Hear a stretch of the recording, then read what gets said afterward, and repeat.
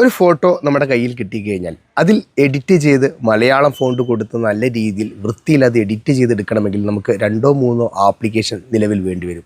എന്നാൽ ഇതിൻ്റെ ഒന്നും ആവശ്യമില്ല.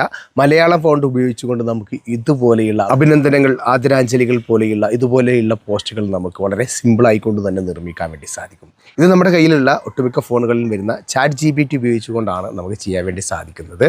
ഇതുമാത്രമല്ല, യൂട്യൂബ് തംബ്നെയിലുകൾ ഉണ്ടാക്കാൻ വേണ്ടി സാധിക്കും, ഇൻസ്റ്റഗ്രാം പോസ്റ്റുകൾ ഉണ്ടാക്കാൻ വേണ്ടി സാധിക്കും, അതുപോലെ തന്നെ ഫേസ്ബുക്കിൽ നമുക്ക് പോസ്റ്റുകൾ ഉണ്ടാക്കാൻ വേണ്ടി സാധിക്കും. അപ്പോൾ ChatGPTയുടെ സഹായത്തോട് കൂടിയിട്ട് എങ്ങനെയാണ് മലയാളം ഫോണ്ടുകൾ ഉപയോഗിച്ചുകൊണ്ട് നമുക്ക് ഇതുപോലെ എഡിറ്റ് ചെയ്തെടുക്കുന്നത് എന്നാണ് നമ്മൾ ഈ ഒരു വീഡിയോയിലൂടെ നോക്കാൻ പോകുന്നത്.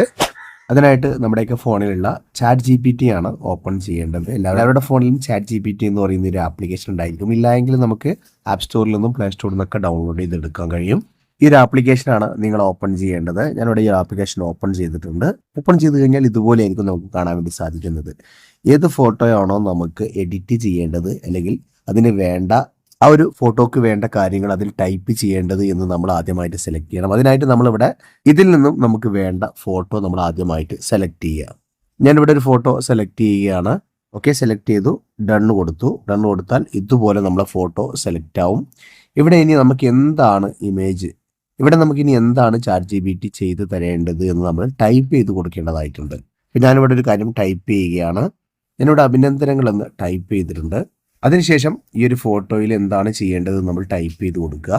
ഈ ഒരു പ്രോംപ്റ്റ് നമ്മൾ മലയാളത്തിൽ കൊടുത്താലും മതി. ഞാനിവിടെ ഇതിനകത്ത് ടൈപ്പ് ചെയ്തിട്ടുണ്ട്, ഈ ഫോട്ടോയിൽ കളർഫുള്ളായി എഡിറ്റ് ചെയ്ത് തരൂ എന്ന്.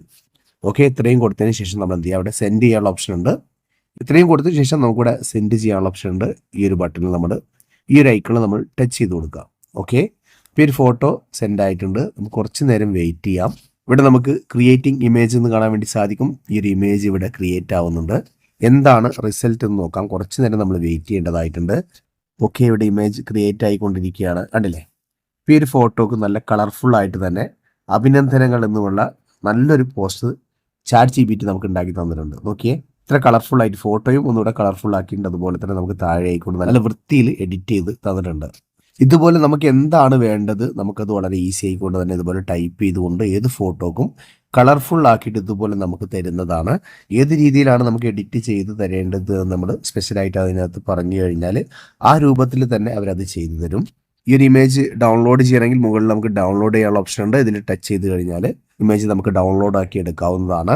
ഇനി നിങ്ങൾക്ക് ഈ ഇമേജ് വേറൊരു സൈസിലേക്കാണ് മാറ്റേണ്ടത് എങ്കിൽ നമുക്കിവിടെ എഡിറ്റ് ചെയ്യാനുള്ള ഓപ്ഷൻ ഉണ്ട്. എഡിറ്റ് എന്നതിൽ ക്ലിക്ക് ചെയ്ത് കഴിഞ്ഞാൽ ഇമേജിൻ്റെ സൈസ് നമുക്ക് ചേഞ്ച് ചെയ്യണമെങ്കിൽ വ്യത്യസ്ത തരത്തിലുള്ള, അതായത് ഫേസ്ബുക്കിലേക്കോ മറ്റ് കവർ ഫോട്ടോകൾക്ക് വേണ്ടിയോ അങ്ങനെയൊക്കെ ചേഞ്ച് ചെയ്യണമെന്നുണ്ടെങ്കിൽ ഇതിൽ നമ്മൾ ടച്ച് ചെയ്ത് കൊടുക്കുക. അപ്പോൾ നമുക്കിവിടെ വ്യത്യസ്തമായിട്ടുള്ള സ്ക്രീൻ മോഡലുകൾ കാണും ഇതുപോലെ. അപ്പോൾ ഈ ഒരു തരത്തിലേക്ക് ഏത് തരത്തിലേക്കാണ് മാറ്റേണ്ടതെന്ന് ഇതിൽ നോക്കിയതിന് ശേഷം അത് സെലക്ട് ചെയ്തതിന് ശേഷം വീണ്ടും നമ്മളിവിടെ ഓക്കെ കൊടുത്തു കഴിഞ്ഞാൽ ഈ ഒരു ഫോട്ടോ നമ്മൾ ഇതിൽ കാണിച്ചിരിക്കുന്ന ആ രൂപത്തിലേക്ക്, ഈ ഒരു സൈസിലേക്ക് നമുക്ക് മാറ്റി തരുന്നതാണ്.